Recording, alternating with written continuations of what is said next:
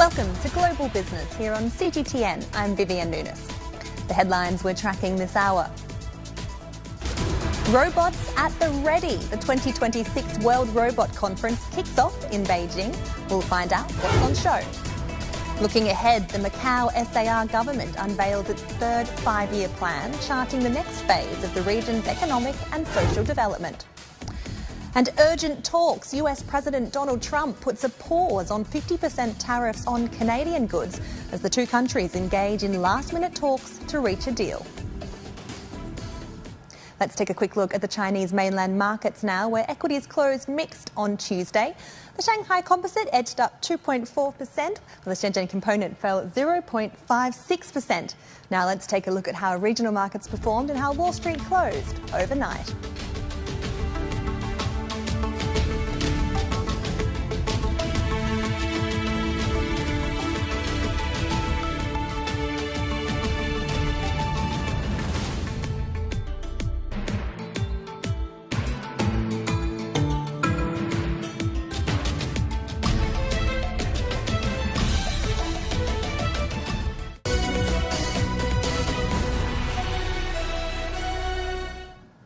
The 2026 World Robot Conference opened in Beijing today with more than 3,000 exhibits and over 300 new products under the theme Human-Robot Symbiosis, Production, Demand, Convergence.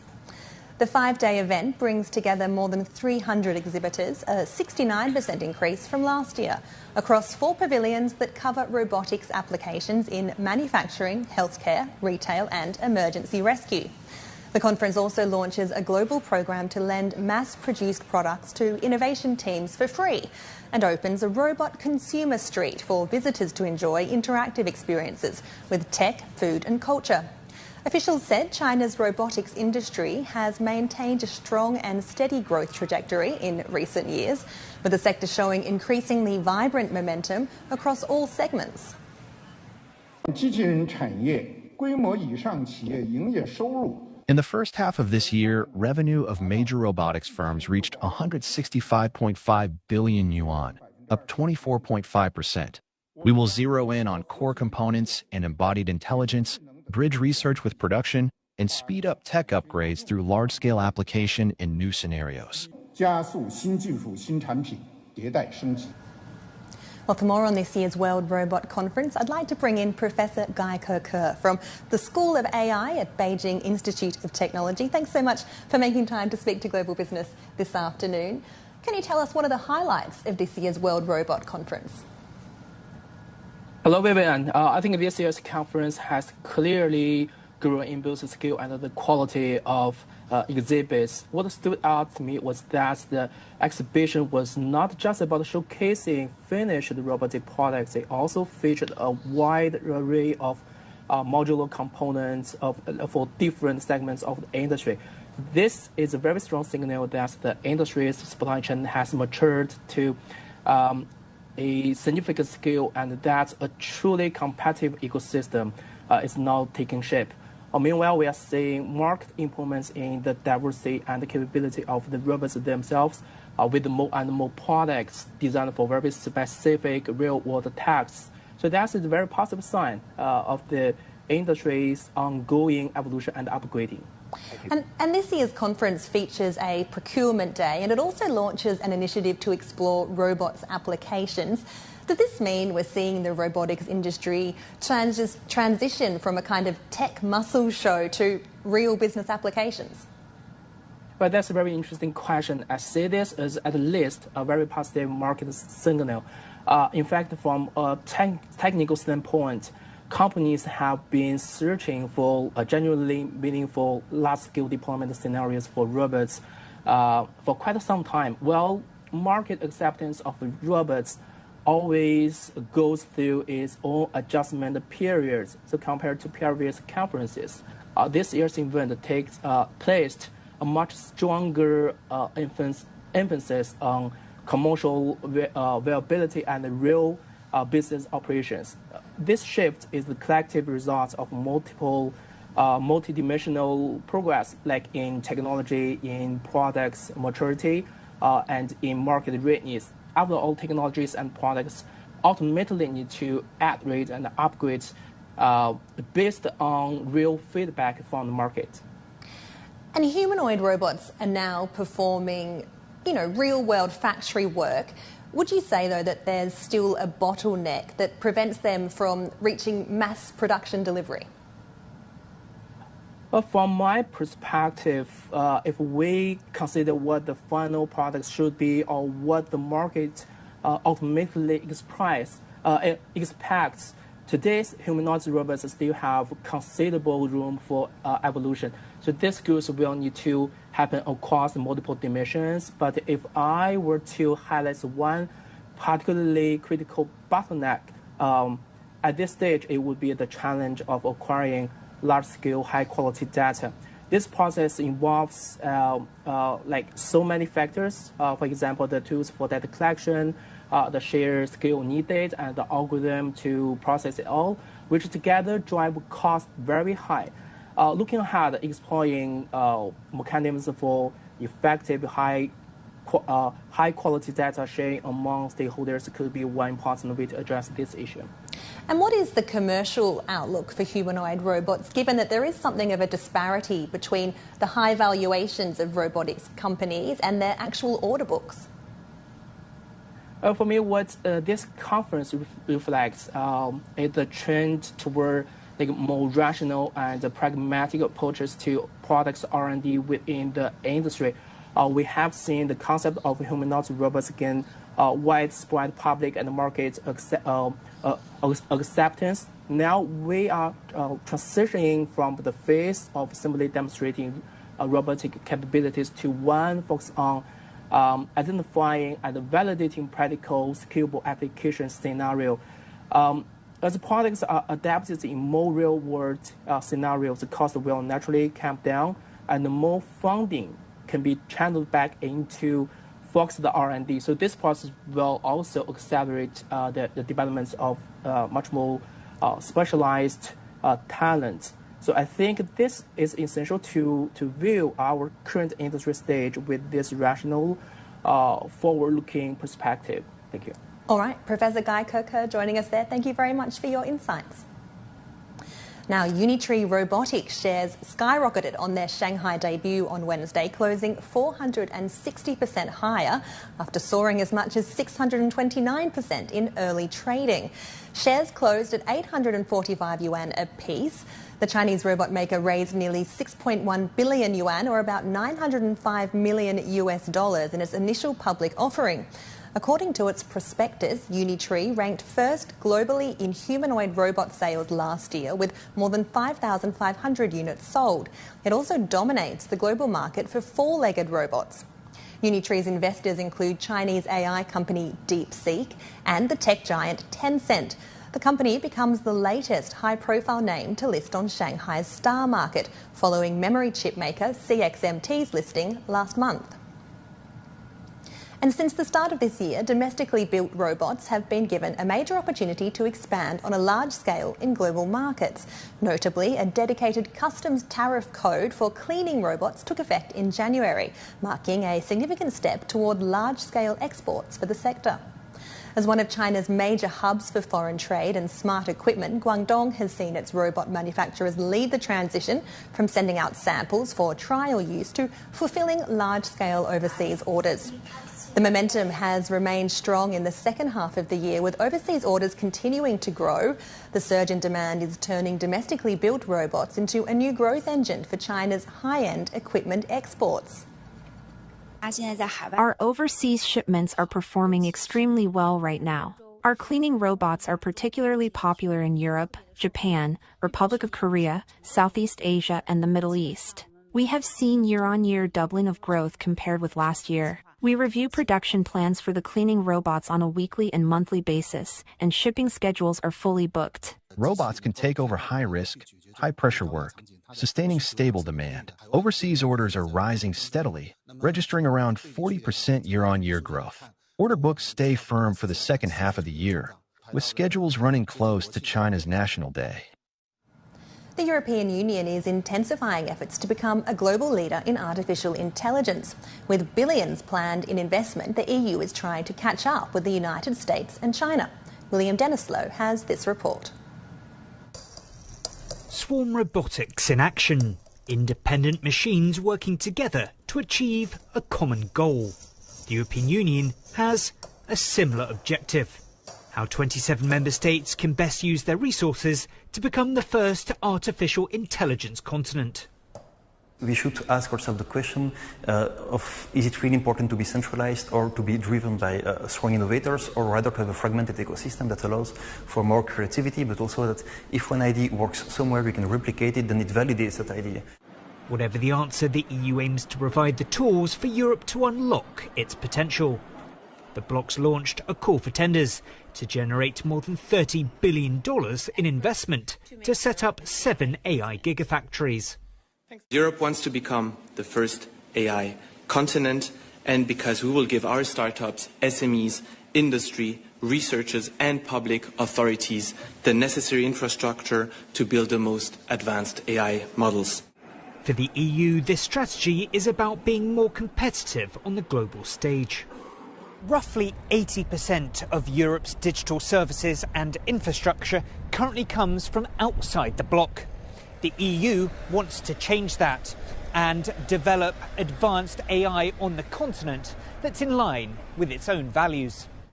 In 2024, former European Central Bank chief Mario Draghi released a report detailing how the EU can harness its economic potential to better compete in areas like tech on the world stage. But some researchers warn that 2 years on, only 30% of the recommendations have been implemented. It's like a slow growth that's been occurring, but that has led to so many gaps and so many regulations that it's really hard to say that the report has, converted some actual momentum. Europe is lagging in the AI race, and some analysts say it could benefit from focusing on other areas in the tech space. If you take quantum, Europe has you could say not a first mover advantage, but a good chance to come ahead, because Europe has a lot of leading startups which are doing great. Europe also has a good comparative advantage and specialization capacity in quantums. The EU recently launched its tech sovereignty package, a series of measures to strengthen its cloud computing, AI and semiconductor industries. In an increasingly fierce battle for dominance, Europe hopes these policy decisions will prove to be a quantum leap. William Denslow, CGTN, Brussels. A reusable rocket flight test in northwest China on Wednesday marked a new step in the country's commercial space development. The Zhuque-3 Y2 rocket sent its payload into orbit, while its first stage completed a planned land recovery procedure. Sun Ye has more. Another breakthrough in China's rocket development. On Wednesday, China's reusable Zhuque-3 Y2 rocket lifted off from the Dongfeng Commercial Space Innovation Pilot Zone in northwest China. It sent the Honghu 3 satellite into its designated orbit. But the more eye-catching part is this. Less than 10 minutes after launch, the rocket's first stage successfully completed this planned land recovery procedure, and the flight test mission was declared a complete success. The mission marked China's first flight verification of land recovery for the first stage of a reusable launch vehicle. It also achieved the country's first successful verification of landing using deployable landing legs.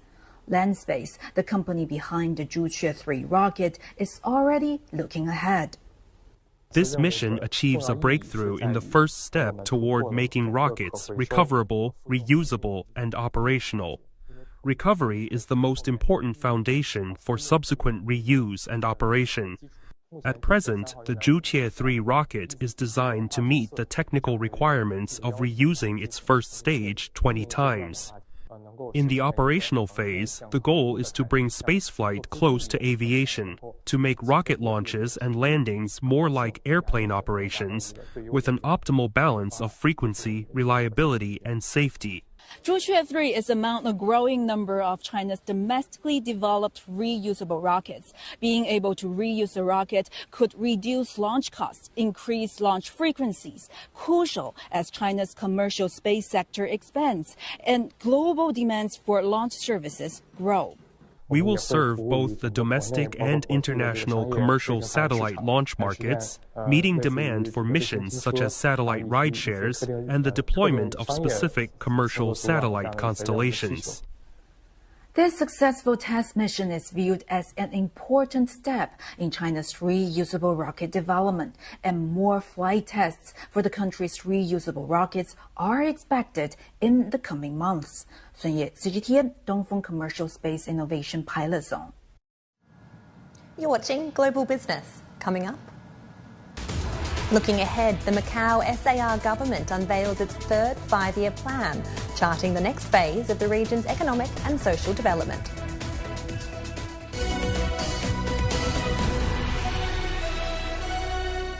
The world economy as we know it is about to change. Global business reports highlight emerging markets, developing countries, and dynamic sectors worldwide. We feature top analysts and newsmakers to provide perspectives on every facet of business. From an on-the-ground perspective, we provide you with balanced and objective assessments. Fast, sharp, and insightful. Global Business. Only on CGTN.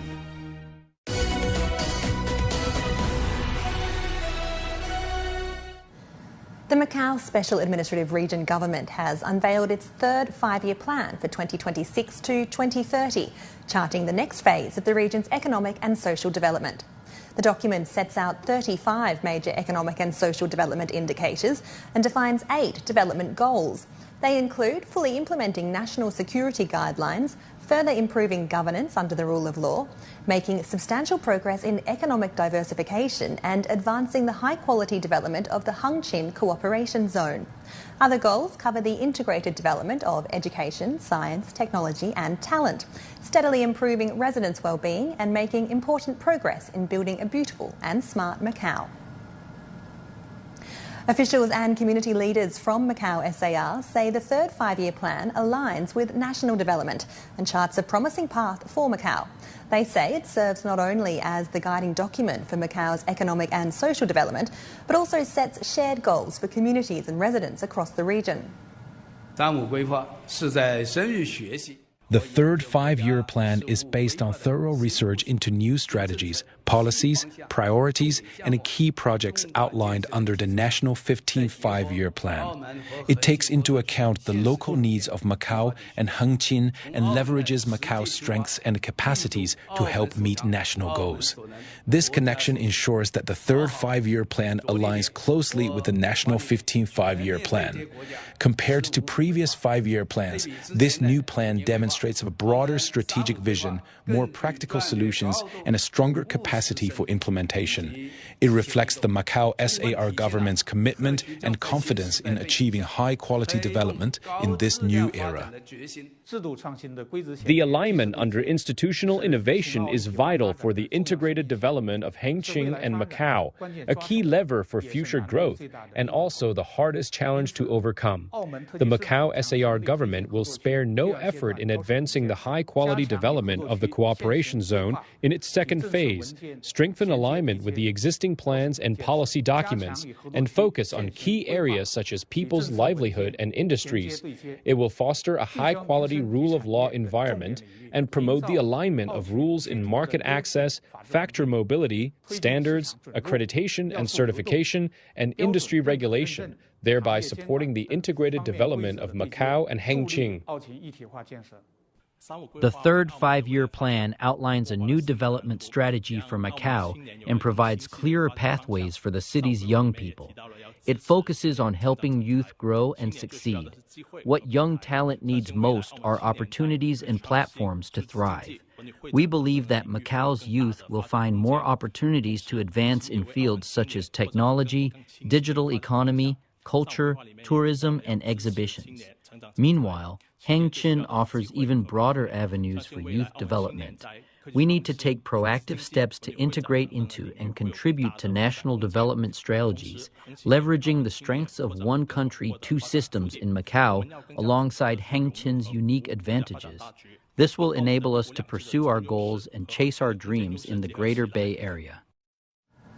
For decades, businesses have leveraged Macau's international ties and mainland resources.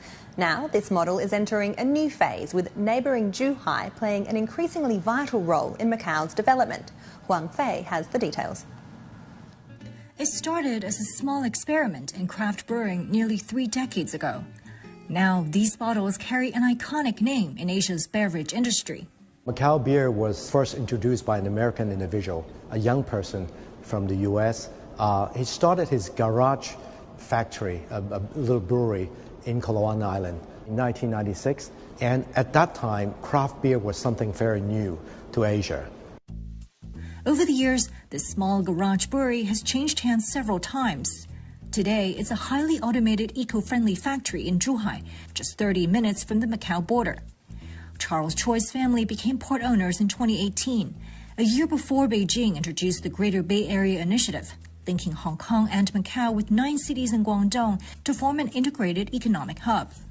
The Greater Bay Area concept, it's not new, because we have been doing that for many years. In 2003, the gaming concessions were open, large flow of capital coming into Macau to do more high-end business on hotels and integrated resorts. We had the need to move our brewery to a place where we could have larger space and get our workforce easier, which is Zhuhai. Zhuhai offered another critical advantage, an exclusive source of natural mineral water, ideal for making beer. We have our global procurement system, which can sort of weather out a lot of this supply and also pricing problem. Globalization runs deep in Zhuhai's history.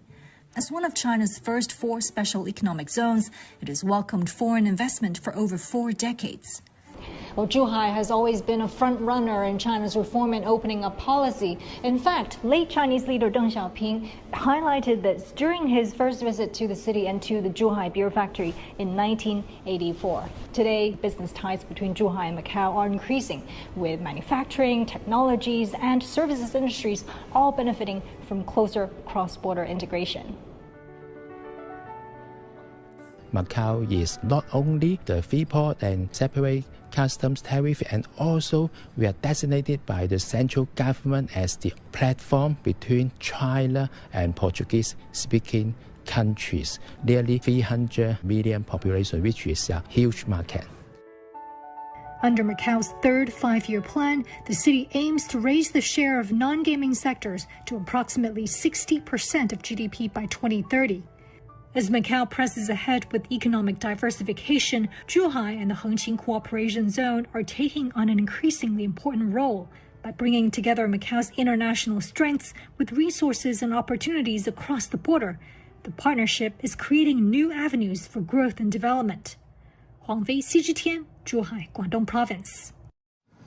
China on Wednesday unveiled its 15th 5-year plan for universal medical insurance, outlining a roadmap for a fairer and more unified healthcare system nationwide. By 2029, the plan aims to basically achieve province-level unified management of medical insurance funds. That means smaller benefit gaps between cities within the same province and much simpler medical services procedures. The plan also stresses the government's continued efforts to expand coverage. During the 2026 to 2030 period, the basic medical insurance participation rate is expected to stay at around 95% each year. Meanwhile, the plan also highlights better maternity insurance for women and easier access to coverage for newborns and flexible workers. Still to come on Global Business. Urgent talks. President Trump puts a pause on 50% tariffs on Canadian goods as the two countries engage in last-minute talks to reach a deal.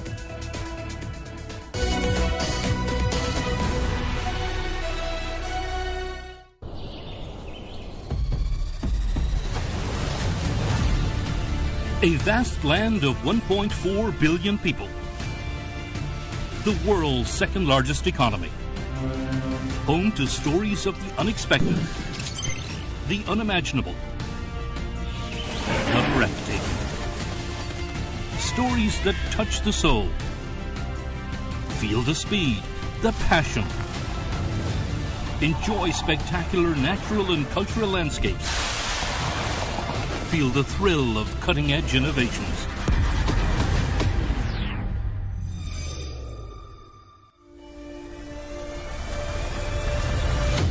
Discovering China. Global Biz. China Travel. We present to China never seen before. 24/7 at your fingertips.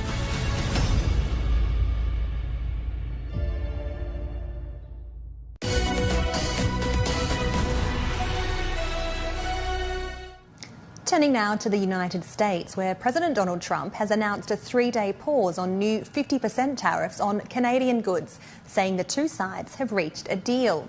The announcement followed talks between Trump and Canadian Prime Minister Mark Carney on Tuesday.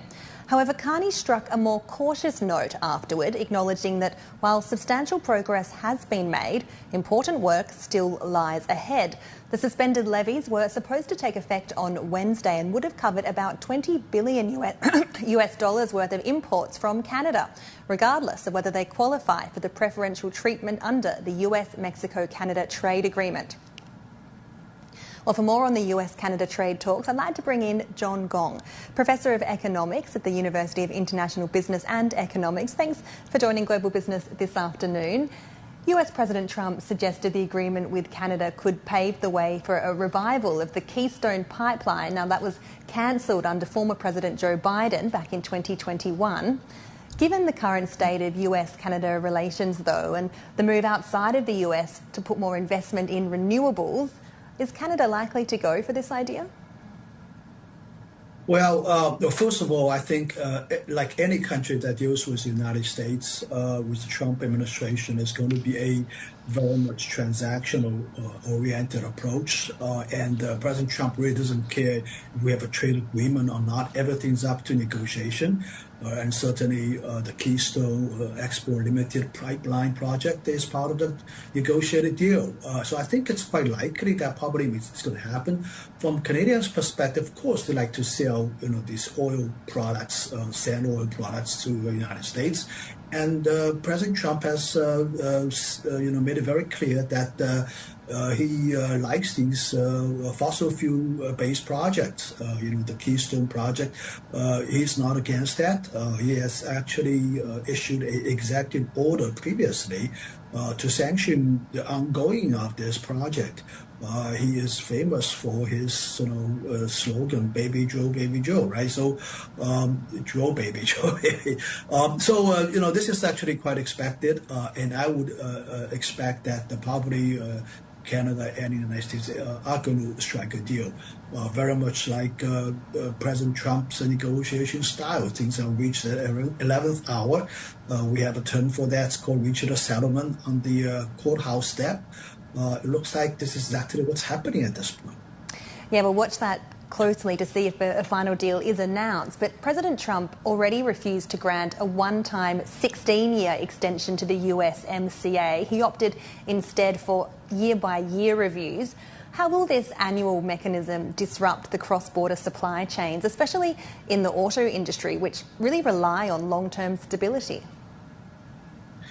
Well, I think in substance, USMCA to President Trump is like a piece of Kleenex these days. He can throw it away any minute, any day. I think the annual review is essentially a pretext for totally negating this agreement. It's going to be a transaction based. Again, I want to emphasize that.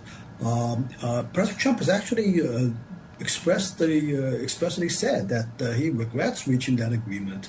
That was reached under his first administration, and now he's ready to throw it out of the window. So I think USMCA or not, free trade agreement or not, these are not relevant anymore in the era of Trump administration. I think it's all about the bilateral negotiation to strike a deal. Anything is up to negotiating. And that's his style of dealing with foreign countries. I mean, that's part of his foreign policy. But I think it's going to cast some shadow upon this traditional ally relationship between the United States and Canada. And we know that the goal of President Trump's tariff policies are to bring jobs back to the US and promote reindustrialization, but we haven't seen much evidence of that working yet. Why is that? Why haven't firms decided to make the decision to move back to the US? Well, I think we have to make a distinction between jobs created and as a result of what's called onshoring, companies coming back to the United States. The situation of this versus the new capital investment and new factories being set up. And I think, I think it's really a fact that we have to admit that investment in the United States has been increasing over the last a year or so. At least I think from the announcements, I think President Trump likes to adding up all these hundreds of billions of dollars of investment coming from this country, from that country. I think a portion of it is indeed going to be materialized eventually, but that doesn't mean that jobs are going to be created. I think the so-called onshoring model is not going to adopt the model when these American companies move out of the United States in the first place many years ago. They're moving back, if any, are actually creating a new business model here, a new manufacturing model here. That means that not that many jobs are going to be created. It's going to be very, very capital intensive as opposed to labor intensive. And particularly with this AI movement, in my view, that even fewer jobs will be created. So I think there's distinction here, and that has implication for the labor market. You look at the labor market statistics; it hasn't been very rosy at this point.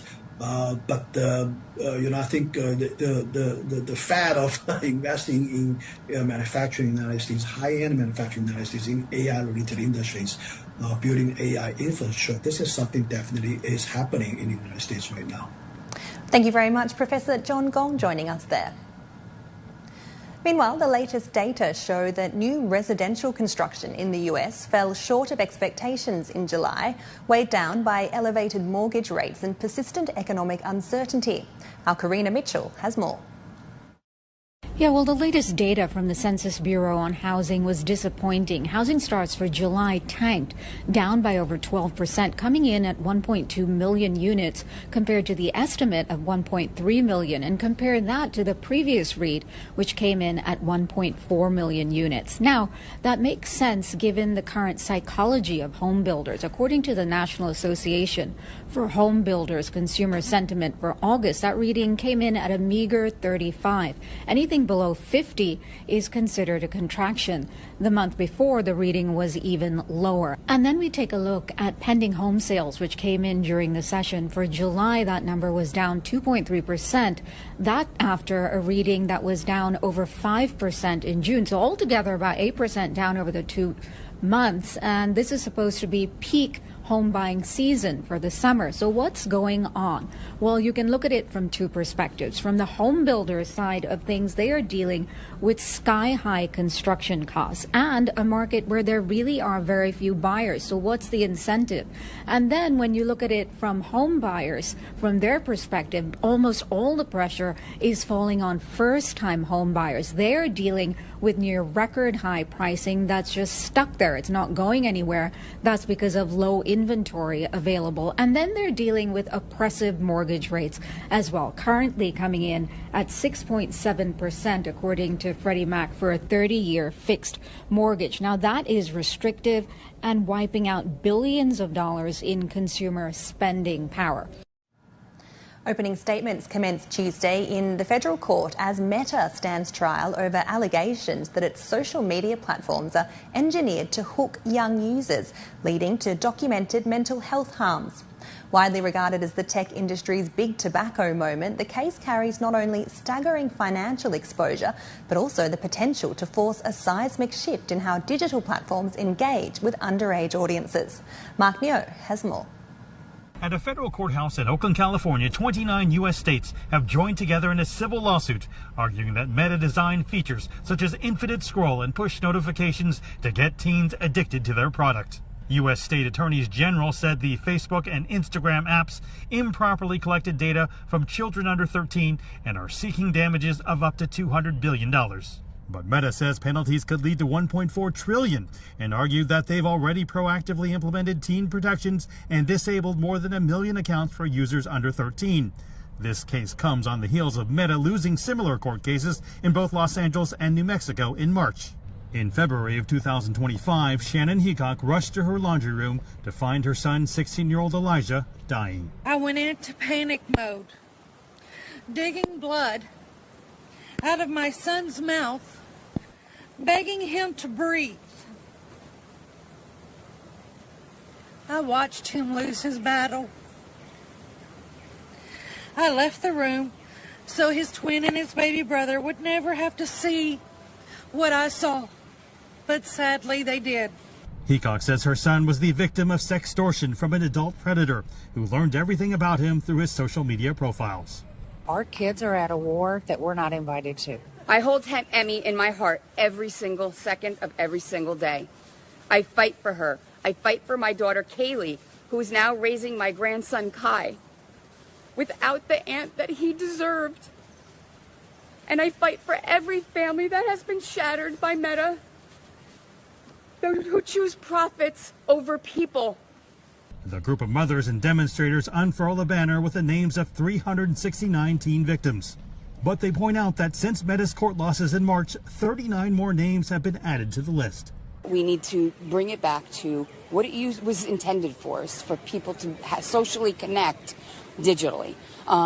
Because kids they're using these products as a crutch, really, to get through life. They don't know how to connect. They don't know how to look somebody in the eye when they're speaking to them. They don't know how to, it is really impeding them and their growth going forward. Student activist Dawson Kelly says he's a guinea pig and is here to fight for the next generation to be excluded from that same experiment. The company inside that courthouse reduced my childhood into watch time and sold it to advertisers. One in which people who understood my brain better than I did knowingly and deliberately pulled me out of the real world and stunted my growth. The trial is expected to last 6 to 8 weeks, and during that time, Meta CEO Mark Zuckerberg is expected to testify. Mark New, CGTN, Oakland, California. Let's take a look at some other business headlines that we're tracking now. The US national debt is likely to exceed $40 trillion this week. Data from the Treasury Department show the debt stands at $39.9 trillion. 6 months ago, the US Congressional Budget Office projected total borrowing at $39.4 trillion by the end of September. UK inflation rose 2.9% in July from a year ago, higher than June's reading of 2.6%. Gas and electricity were the largest contributors to the increase. And the IMF warns that a possible resumption of US-Israel hostilities with Iran could trigger an unprecedented energy crisis by disrupting Strait of Hormuz supplies, with worst-case oil prices soaring to $125 a barrel. This could slash global growth to 2% and push inflation near 6%. Shifting now to Africa, where Ghana is seeing a growing number of electric vehicles on its roads, thanks to Chinese manufacturers who are bringing more affordable models into the local market. But as demand grows, there are concerns over a lack of adequate charging infrastructure and technical expertise to support a mass green transition. CGTN's Nabil Ahmed Rufai reports from Accra. Bismarck Asante transitioned from a petrol engine car to an electric vehicle early this year. He uses the car for his ride-hailing business. He says the switch has been a smooth ride so far. We are now adapting to the system, so everything is okay. From my experience, it's okay. It's good. Electric vehicles are slowly gaining ground across Africa, and Chinese manufacturers are increasingly driving that change. In Ghana, auto dealers are not only bringing more affordable electric vehicles from China into the market, they are also offering financing options to make it easier for more people to buy them. Once you are interested in our vehicles, not only the bottom price is even lower, but also the bank are always here, give you flexible finance option, installments, payment plan. The International Energy Agency says electric car sales in Africa rose from about 4,000 in 2023 to around 25,000 in 2025. It was largely driven by a sales surge in Egypt, Morocco, and South Africa. Electric vehicles remain a new presence on Ghana's roads, but they are slowly appearing in showrooms and among early adopters. Auto experts say with more Chinese brands offering lower cost models, the pace of EV adoption may now depend less on demand and more on whether infrastructure can keep up. Ghana has a few public charging stations. Erratic power supply and the lack of enough trained technicians to service the electric vehicles are other major concerns. We should be looking at ways to incentivize prospective car buyers so we can jump on. But again, when you incentivize people to jump on this, right, you need to put in place the necessary measures. And with the measures, I'm referring to the infrastructure. Ghana launched its national electric vehicle policy 3 years ago to cut transport emissions. Experts say the growth of EVs could become an important part of the country's broader transition to cleaner energy. Bismarck Asante believes with more affordable models entering the market, the road ahead could shape how quickly that transition moves forward. Nabil Ahmed Rufai, CGTN, Accra, Ghana. And that wraps up this edition of Global Business. I'm Vivian Nunes in Beijing. Thanks for your company.